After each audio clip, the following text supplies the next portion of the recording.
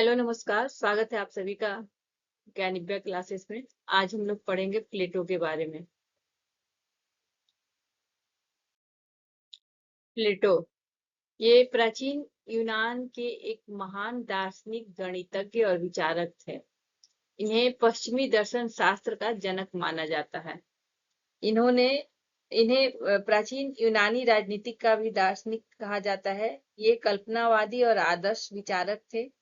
इन्हें प्राचीन राजनीतिक दर्शन का पिता भी माना जाता है, क्योंकि इनके द्वारा ही व्यवस्थित राजनीतिक चिंतन की शुरुआत हुई थी। इनका वास्तविक नाम अरिस्टोकलीज था, लेकिन इनके चौड़े कंधों और सुडौल शरीर के कारण इनके शिक्षक ने इन्हें प्लेटो यानी कि अफलातून नाम दिया था। ये प्रसिद्ध दार्शनिक सुकरात के शिष्य थे और महान विचारक अरस्तु के गुरु थे। पाश्चात्य शिक्षा के इतिहास में प्लेटो का महत्वपूर्ण स्थान है। प्लेटो का जन्म 427 ईस्वी पूर्व एथेंस में हुआ था और उनकी मृत्यु 347 ईस्वी पूर्व में हुई थी। शिक्षा पद्धति में तत्कालीन राजनीतिक परिस्थितियों का विशेष प्रभाव था। मानव विज्ञान के अध्ययन के लिए प्लेटो ने विश्व का पहला विश्वविद्यालय की स्थापना किया और उन्होंने अनेक पुस्तकों की रचना की, जिसमें the Republic, the Statesman, the Laws, the Ion, Symposium आदि प्रमुख हैं। पाश्चात्य जगत में सर्वप्रथम सुव्यवस्थित धर्म को जन्म देने वाला प्लेटो ही है। प्लेटो ने अपने पूर्ववर्ती सभी दार्शनिकों के विचार का अध्ययन कर सभी में से उत्तम विचारों का पर्याप्त संचय किया। उदाहरणार्थ माइलेशियन का द्रव्य, पाइथागोरस का स्वरूप, हेरेक्लेटाइस का परिणाम, पार्मेनाइडिस का परम सत्य, जेनो का द्वंद्वात्मक तर्क तथा सुकरात के प्रत्ययवाद आदि इनके दर्शन के प्रमुख स्रोत थे। प्लेटो ने दर्शन शास्त्र में लिखित संवाद और द्वंद्वात्मक रूपों का परिवर्तन माना जाता है। इन्होंने उन समस्याओं को उठाया जो बाद में सैद्धांतिक दर्शन और व्यवहारिक दर्शन दोनों के सभी प्रमुख क्षेत्र बन गए। इनका सबसे प्रमुख और प्रसिद्ध योगदान है प्रत्ययों का सिद्धांत, जिसकी व्याख्या उस समस्या के समाधान को आगे बढ़ाने के रूप में की गई है जिसे अब सामान्यों की समस्या के रूप में जाना जाता है। इसलिए इनका नाम प्लेटोनीय प्रेम और प्लेटोनीय ठोस भी कहा गया है। विचारों का सिद्धांत। प्लेटो का मानना था कि यह भौतिक संसार केवल एक परछाई है। असली और शाश्वत सत्य केवल विचारों की दुनिया में है, जिसे केवल बुद्धि से समझा जा सकता है, आंखों से नहीं देखा जा सकता। इन्होंने न्याय का सिद्धांत दिया और दार्शनिक राजा का भी सिद्धांत दिया। न्याय के सिद्धांत के अनुसार समाज में न्याय तब स्थापित होता है जब हर व्यक्ति अपनी योग्यता के अनुसार अपना काम करे। जैसे विवेकशील व्यक्ति शासन करे, साहसी सैनिक बने और उत्पादक व्यक्ति जो उत्पादन कर रहे हैं वो व्यापार करे। और ये तीनों तरह के व्यक्ति एक दूसरे के काम में दखल न दे, बल्कि ये काम अपनी अपनी तरह से करते रहे। दार्शनिक राजा के बारे में कहना था, प्लेटो का मानना था कि राज्य की जो समस्याएं हैं तब तक खत्म नहीं हो सकती जब तक कि एक राजा दार्शनिक नहीं हो। दार्शनिक को अगर राजा बना दिया जाए तो राज्य को समस्याओं को समझने और निपटने में सक्षम हो पाएगा। प्लेटो का न्याय सिद्धांत, theory of justice. The Republic पुस्तक, जो प्लेटो की बहुत ही प्रसिद्ध और महान पुस्तक है, इसका केंद्रीय विषय ही न्याय था। इस पुस्तक का उपशीर्षक कंसर्निंग जस्टिस यानी कि न्याय से संबंधित रखा गया था। प्लेटो के लिए न्याय कोई कानूनी नियम नहीं, बल्कि एक नैतिक और आंतरिक गुण है जो समाज को आपस में जोड़कर रखता है। प्लेटो की महान कृति द रिपब्लिक प्राचीन यूनानी दर्शन शास्त्र का एक ऐसा आधार स्तंभ है जिसका मुख्य उद्देश्य एथेंस की तत्कालीन भ्रष्ट व्यवस्था को सुधार कर एक आदर्श और न्यायपूर्ण राज्य की स्थापना करना था। सुकराती संवाद की शैली में लिखी गई इस पुस्तक का उपशीर्षक ही न्याय से संबंधित रखा गया है, जो इसके केंद्रीय महत्व को दर्शाता है। प्लेटो ने इसमें स्पष्ट किया है कि न्याय कोई बाहरी या कानूनी नियम नहीं है, बल्कि यह जो न्याय को केवल शक्तिशाली का हित या स्वार्थ पूर्ति का साधन मानते थे। प्लेटो के अनुसार अपने निर्धारित स्थान पर रहकर अपने कर्तव्यों का पालन करना और दूसरों के कार्यों में हस्तक्षेप न करना ही न्याय है। अपने न्याय के सिद्धांत को वैज्ञानिक रूप देने के लिए प्लेटो ने मानव आत्मा को 3 मूल तत्वों में बांटा है: विवेक, साहस और तृष्णा या वासना। उनका मानना था कि जिस प्रकार एक मनुष्य श्रेष्ठ मनुष्य वही है जिसकी आत्मा में ये तीनों गुण आपस में संतुलित हो। ठीक उसी प्रकार एक आदर्श राज्य में भी इन तीनों के आधार पर तीन अलग अलग वर्ग होने चाहिए।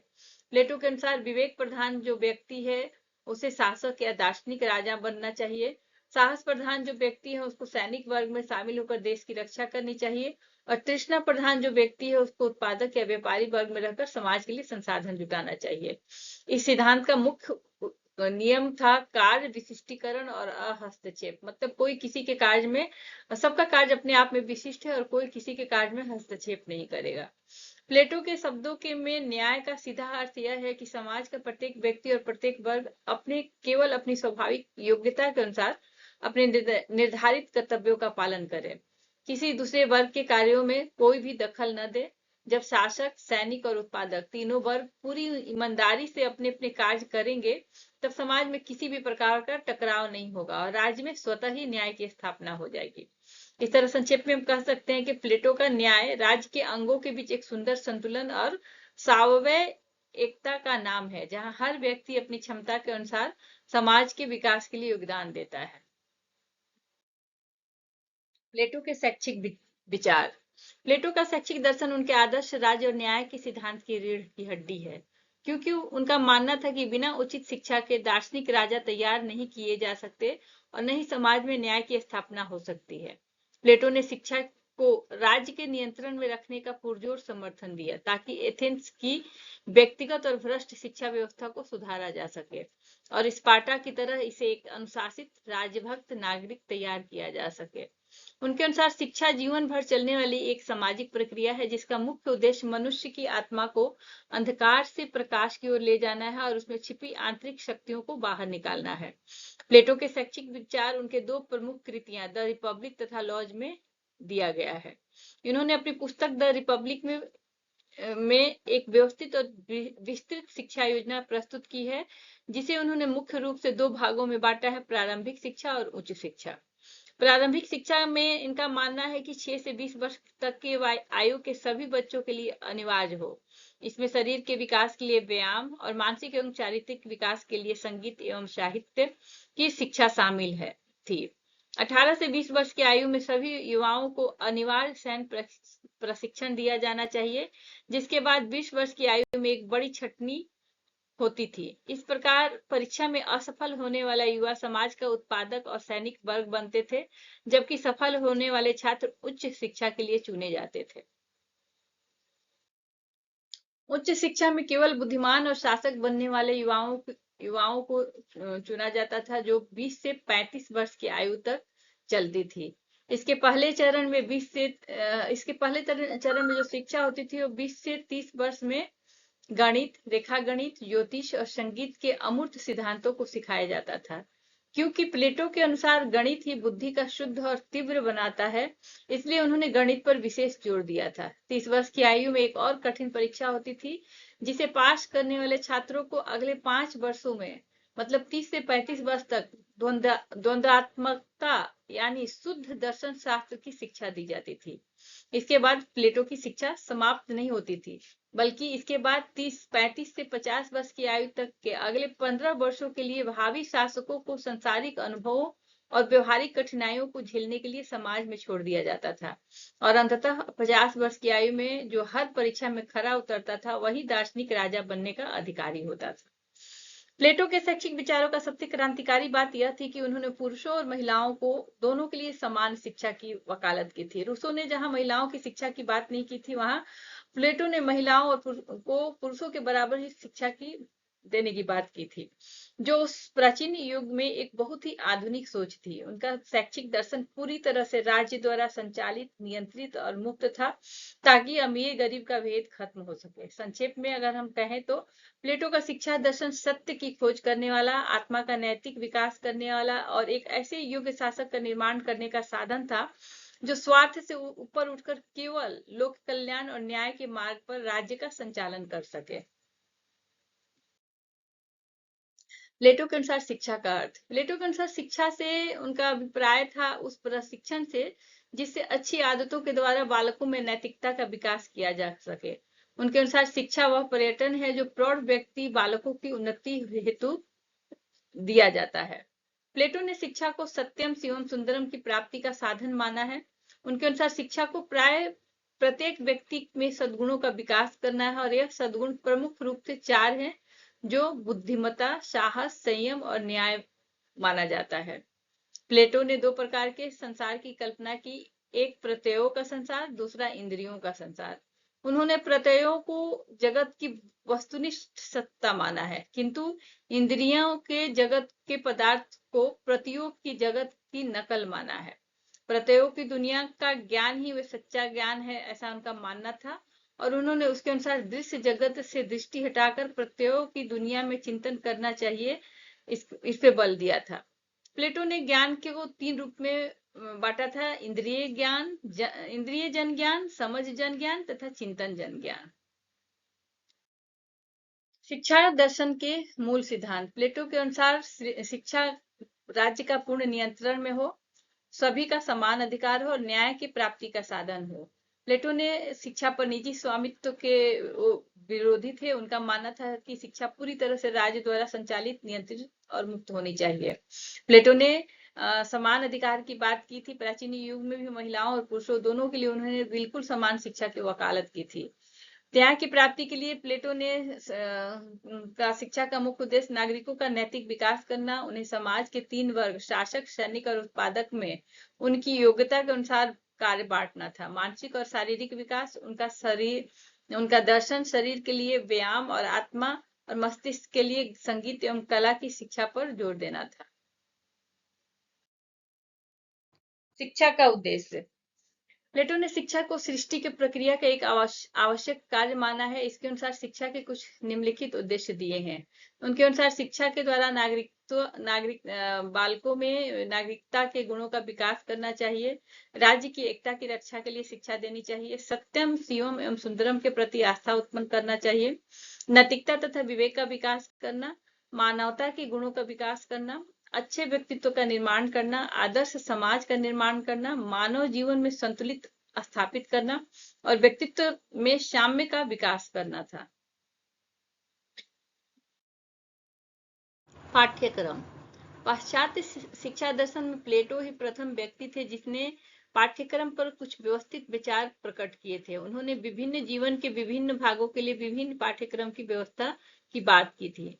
उनके अनुसार जीवन के प्रथम 10 वर्षों में छात्रों को अंकगणित, रेखा गणित, संगीत तथा नक्षत्र की विद्या देनी चाहिए। माध्यमिक स्तर के छात्रों के लिए कविता, गणित, खेलकूद, कसरत, सैनिक प्रशिक्षण, शिष्टाचार, संगीत तथा धर्मशास्त्र की शिक्षा की व्यवस्था करनी चाहिए तथा 16 से 20 वर्ष की अवस्था में विद्यार्थियों को सैनिक शिक्षा, शास्त्र, संचालन, घुड़सवारी, व्यायाम आदि की शिक्षा पर मुक्त शिक्षा देनी चाहिए, लेकिन वो मुक्त हो। इसके अलावा उनकी सहनशीलता, साहस, योग्यता की शक्ति की भी जांच करनी चाहिए।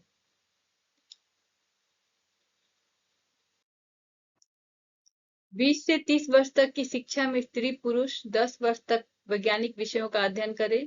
इसके अंतर्गत रेखा गणित, ज्योतिष शास्त्र, हार्मोनिक तथा संगीतकार, गणित में विधि का उच्च तथा व्यवस्थित अध्ययन समाविष्ट है।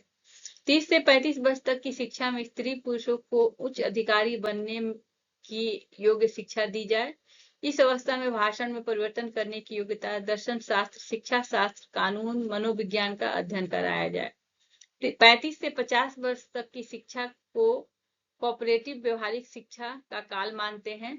इनके अनुसार इस उम्र तक योग्यता संवाद संपादित कर सकने पर 15 वर्ष तक राज्य का शासन संभालेगा और 50 वर्ष की अवस्था में इसे मुक्त कर दिया जाएगा। प्लेटो ने स्त्री और पुरुषों में कोई अंतर नहीं समझा, इसलिए उसने स्त्रियों के लिए अलग से कोई व्यवस्था, शिक्षा की व्यवस्था नहीं की। शिक्षण विधि। प्लेटो के अनुसार शिक्षा का उद्देश्य क्योंकि ज्ञान का खोज है, अतः शिक्षण विधि भी उसके अनुरूप होनी चाहिए। इसके लिए उन्होंने निम्न विधियों का सुझाव दिया है। तर्क विधि, स्वयं खोज की प्रणाली, आगमन निगमन विधि, अनुकरण विधि, व्याख्यान विधि, प्रश्न उत्तर विधि, इसे सुकरात विधि भी कहते हैं, और स्वाध्याय विधि, वार्तालाप विधि तथा प्रयोगात्मक विधि।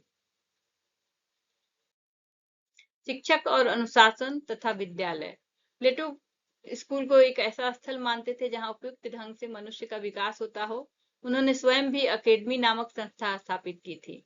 प्लेटो ने शिक्षक का बहुत ऊंचा स्थान दिया था। प्लेटो ने दार्शनिक लोगों को ही समाज का नेता स्वीकार किया तथा शिक्षक को वह दार्शनिक के पंक्ति में ही सम्मिलित करते थे। अनुशासन पर भी इन्होंने अत्यधिक बल दिया। इनका मानना था कि अनुशासन हेतु नैतिक अनुशासन आवश्यक है, परंतु उन्होंने पुरस्कार तथा दंड को अनुशासन स्थापित करने का साधन नहीं माना। वह आदेशात्मक अनुशासन पसंद करते थे, जिसे विद्यार्थी शिक्षक करते हुए अपना कर्तव्य समझे। शिक्षा में प्लेटो का प्रमुख देन है। शैशवावस्था से लेकर संपूर्ण जीवन के लिए शिक्षा योजना को सुव्यवस्थित ढंग से इन्होंने प्रस्तुत किया। अकादमी की स्थापना करके विश्व की पहली विश्वविद्यालय की शुरुआत की। प्लेटो ने शिक्षा में आदर्शवादी समावेश की दृष्टिकोण को समावेश किया, बल्कि उसने व्यक्ति और समाज के समक्ष सत्यम शिवम तथा सुंदरम के संबंध का भी आदर्श रखा, जिसमें हर व्यक्ति को उन्होंने शिवम पर अधिक बल दिया। प्लेटो ने शिक्षा को बुद्धि विवेक के आधार पर देने की योजना प्रस्तुत की तथा मनोवैज्ञानिक आधार पर भी शिक्षा प्रदान करने को कहा। महिलाओं और पुरुषों की समानता की घोषणा करने वाले वे प्रथम विचारक बने। प्लेटो ने के अनुसार शिक्षा देना राज्य का कर्तव्य है। प्लेटो ने संगीत की शिक्षा शारीरिक शिक्षा में समन्वय का प्रयास किया। शिक्षा में उन्होंने खेल विधि का मूल जो जन्म है उसका प्लेटो ने ही की थी। उन्होंने बताया कि खेल में बालक अपने आप को स्वतंत्रता पूर्वक अभिव्यक्त करता है। प्लेटो के शिक्षा सिद्धांत का आधुनिक शिक्षा में प्रासंगिकता। अनिवार्य और मुफ्त शिक्षा का विचार आज की दुनिया के लगभग सभी देश जैसे भारत में राइट ऑफ टू एजुकेशन में बच्चों के लिए मुफ्त और अनिवार्य शिक्षा का नियम लागू है। इसकी नींव प्लेटो ने 2500 साल पहले रख दी थी। राज्य द्वारा संचालित शिक्षा शिक्षा का व्यापीकरण को रोकने के लिए प्लेटो ने इसे राज्य के नियंत्रण में रखना चाहा था। आज भी एक मजबूत लोक कल्याणकारी राज्य के लिए सरकारी स्कूल और विश्वविद्यालय व्यवस्था के लिए सबसे जरूरी माना जाता है। स्त्री पुरुष के लिए समान शिक्षा। प्राचीन युग में जहां महिलाओं को केवल घर की चार दीवारी तक सीमित रखा जाता था, प्लेटो ने उन्हें पुरुषों के समान शिक्षा और शासन का अधिकार दिया। यह आज की महिला सशक्तिकरण के विचार से बिल्कुल मेल खाता है। शारीरिक और मानसिक शिक्षा में संतुलन। आज के आधुनिक पाठ्यक्रम में भी केवल किताबी ज्ञान नहीं, बल्कि खेल कूद और मानसिक शांति के लिए संगीत कला दोनों को बराबर महत्व दिया गया है। योग शासकों की आवश्यकता। प्लेटो को मानना था कि देश चलाने वाले नेताओं को उच्च शिक्षित ज्ञानी और स्वार्थ से परे होना चाहिए। उन्हें दार्शनिक होना चाहिए। आज भी लोकतांत्रिक देशों में राजनीतिज्ञों और प्रशासनिक अधिकारियों जैसे आईएएस आईपीएस के लिए कठिन परीक्षाओं और कड़े प्रशिक्षण की व्यवस्था की जाती है। प्लेटो के इसी विचार का यह आधुनिक रूप है। धन्यवाद। आज के लिए बस इतना ही। अगर आपको वीडियो अच्छा लगे तो प्लीज इसे लाइक शेयर और सब्सक्राइब करें।